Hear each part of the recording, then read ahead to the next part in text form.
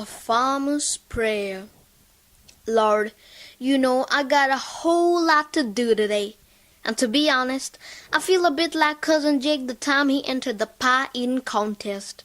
Well, I guess I don't need to tell you my stories, 'cause like the pastor said, you're omniscient, which we both know means you already know everything that there is to be a knowing, including all of my stories. But somehow telling them to you does me good. So thanks for listening. Anyhow, as you recall, Cousin Jake got his days mixed up and thought he had one more day to practice. He had just finished stuffing himself at all-you-can-eat Powerama Eatery when someone said the contest was fixing to start. The result was that when the bell rang, Cousin Jake got off to a mighty slow start. And that's about how I feel this morning. Lord, I got so much to do today, and not much time to do it, and I can't afford any trouble. It's not like I go looking for trouble, but that doesn't always stop it from finding me. It's like what happened to Poppy when he was a boy. He was picking wild berries on the hill when he saw a beehive that was so quiet he figured it was deserted, and not wanting any good honey to go to waste, he decided to help himself. Well, he figured wrong, and those bees didn't take likely to him poking around. They stung him everywhere that was available, and Poppy lit off and run the mile to the creek. Poor Poppy was covered with stings. He jumped in the creek and smeared mud all over himself. It seemed to help because those bees either didn't recognize Poppy or they didn't like the taste of mud. His grandma seen him coming home covered in mud and wondered what mischief he'd gotten himself into. Poppy explained the best he could, and his grandma made sure that he got a hot bath, then made a paste of baking soda to take away the itch. What's all that gotta do with me?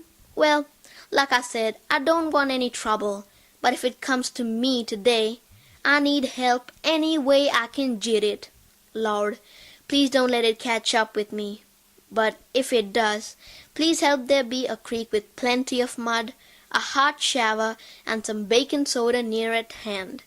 And like the famous general prayed before going into battle, Lord, if I forget you today, don't you forget me.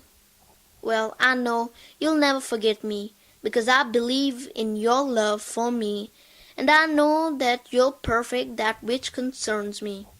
And speaking of concerns, trouble aside, I need your mighty help in the field. I got a whole crop to harvest before it rains, and my sickle's pretty dull. But really, it's your crop, Lord. All I did was plant the seeds that you created.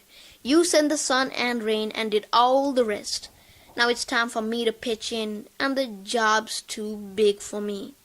But you've begun a good work in this field, and I trust that you will see this through to the end. You told me to cast my cares on you, so if you don't mind, I'm going to throw all my excess baggage on you and trust you that I'll get the job done that needs a doing today. And then, if the end of the day it don't all get done, help me to keep trusting that it will in your time. Well, that's all I have to say. I best put feet to my prayers and get started, 'cause I reckon that you help those that help themselves, as well as the folks who can manage. Thanks for listening and giving me the strength to take it one more day at a time. I really appreciate it. Thank you.